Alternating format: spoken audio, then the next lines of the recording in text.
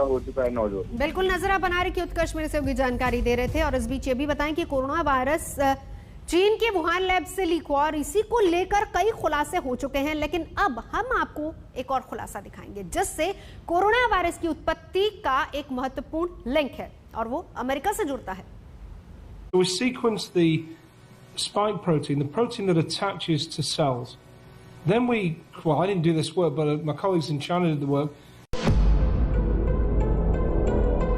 चीन में corona virus को महामारी फैलाने वाले किलर वायरस में तब्दील करने के लिए वुहान लैब में सालों से रिसर्च चल रहा था।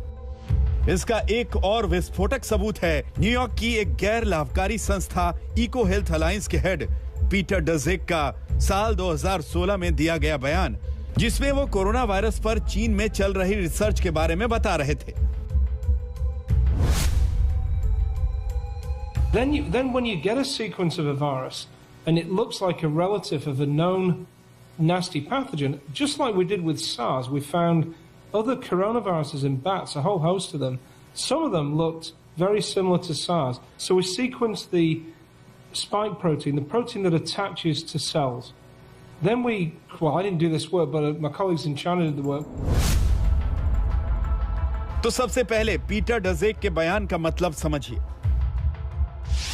पॉइंट नंबर 1, चीन में चमगादड़ में पाए जाने वाले कोरोना वायरस के स्पाइक प्रोटीन में बदलाव करने पर शोध चल रहा था। पॉइंट नंबर 2, चीन में कोरोना वायरस पर चल रहे शोध में अमेरिका भी शामिल था। पॉइंट नंबर 3, शोध के दौरान वैज्ञानिक कोरोना वायरस को इंसानों के लिए पैथोजेनिक यानी रोगजनक बनाने के करीब पहुंच गए थे। 2016 के इस वीडियो में पीटर डजेक ने खुलासा किया था कि कोरोना वायरस में ऐसे बदलाव कर दिए गए थे जिससे वो किलर वायरस बन सकता था। You create pseudoparticles, you insert the spike proteins from those viruses, see if they bind to human cells. And each step of this, you move closer and closer to this virus could really become pathogenic in people. Peter Daszak और उनके NGO eco health alliance के चीन और America के corona गठबंधन को लेकर अब जो खुलासे हो रहे हैं उससे कोरोना वायरस की उत्पत्ति में चीन के साथ साथ अमेरिका पर भी शक गहराता जा रहा है।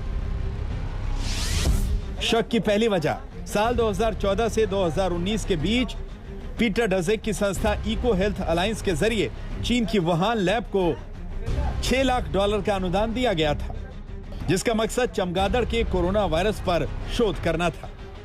शक की दूसरी वजह, वुहान लैब को यह अनुदान अमेरिका के national institute of allergy and infections disease ने दिया था, जिसके हेड अमेरिकी राष्ट्रपति के मुख्य स्वास्थ्य सलाहकार डॉक्टर एंथनी फाउची हैं। शक की तीसरी वजह, डॉक्टर फाउची ने अप्रैल 2020 में कोरोना वायरस की लैब लीक थ्योरी को सिरे से खारिज कर दिया था।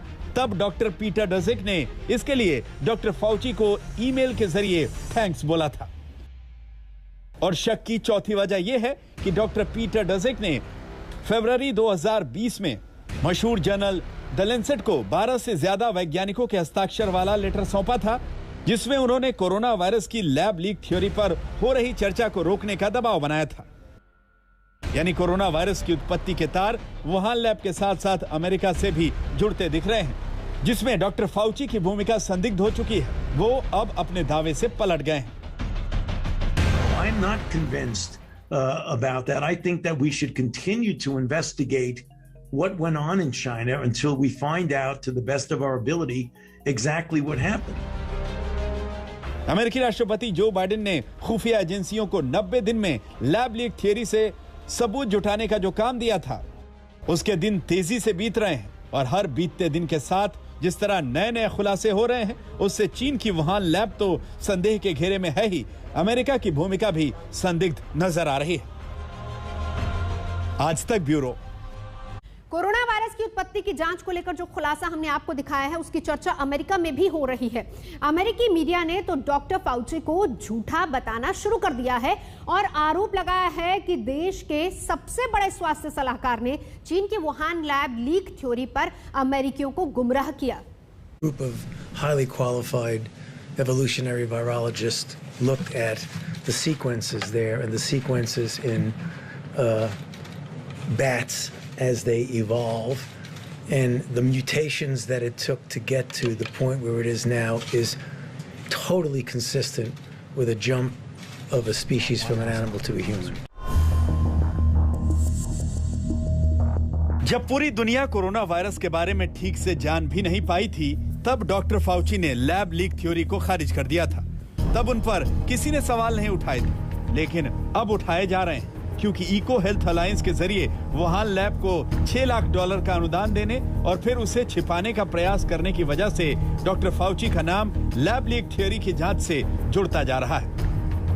अमेरिका की मशहूर वैनिटी फेयर मैगजीन के मुताबिक 9 दिसंबर 2020 को वायरस उत्पत्ति की जांच कर रहे अमेरिकी अधिकारियों को वुहान लैब में गेन ऑफ फंक्शंस शोध के दावों को वेरीफाई करने से मना कर दिया था। गेन ऑफ फंक्शंस के जरिए ही वुहान लैब में कोरोना वायरस में बदलाव करके उसे ज्यादा संक्रामक बनाने से जुड़े शोध किए गए थे। वैनिटी फेयर मैगजीन के मुताबिक गेन ऑफ फंक्शंस शोध को जांच करने से इसलिए रोका गया ताकि शोध को मिले अमेरिकी अनुदान पर किसी का ध्यान न जाए। वुहान लैब की फंडिंग को लेकर 26 मई को डॉक्टर फाउची से अमेरिकी संसद में भी कड़े सवाल पूछे गए थे, जिसका वो कोई संतोषजनक जवाब नहीं दे पाए थे। Here's what I'm getting at. You gave them money and you said, don't do gain of function research. Correct. And they said, we won't. Correct. And you have no way of knowing whether they did or not, except you trust them. Is that right? Well, we generally always trust the grantee to do what they say, and you look at the results. Have you ever had a grantee lie to you? I cannot guarantee that a grantee has not lied to us, because you never know. Yeah. Can we agree that if you took President Xi Jinping and turned him upside down and shook him, the World Health Organization would fall out of his pocket? I don't think I can answer that question, sir. I'm sorry. Well, do you think that the President Xi Jinping has undue influence over the World Health Organization, do you? अब doctor Fauci पर Wuhan lab की funding को लेकर उंगलियां उठ रही हैं। सवाल पूछा जा रहा है कि आखिर चीन की वुहान लैब को फंडिंग करने की जरूरत ही क्या थी। गेन ऑफ फंक्शंस जैसे संवेदनशील शोध पर डॉक्टर फाउची ने चीन पर भरोसा कैसे कर लिया। पिछले साल अप्रैल में कोरोना वायरस की प्राकृतिक उत्पत्ति वाला बयान डॉक्टर फाउची ने क्यों दिया। कोरोना वायरस पर खतरनाक टेस्ट कर रही वुहान लैब के साथ अमेरिका की पार्टनरशिप की बात अब साबित हो चुकी है। कहीं इस वजह से तो चीन ये आरोप नहीं लगा रहा कि कोरोना वायरस की उत्पत्ति अमेरिका में हुई है। कोरोना वायरस की लैब लीक थियरी पर अब पूरी दुनिया यकीन करने लगी है। तमाम खुलासे और दावों से शक की सुई सीधे वुहान लैब पर जाकर टिकती है, लेकिन वुहान लैब के कई तार सीधे अमेरिका से जुड़ रहे हैं। जाहिर है अभी कई और सवाल हैं जिनका जवाब दुनिया को हैरान कर सकता है। आज तक ब्यूरो।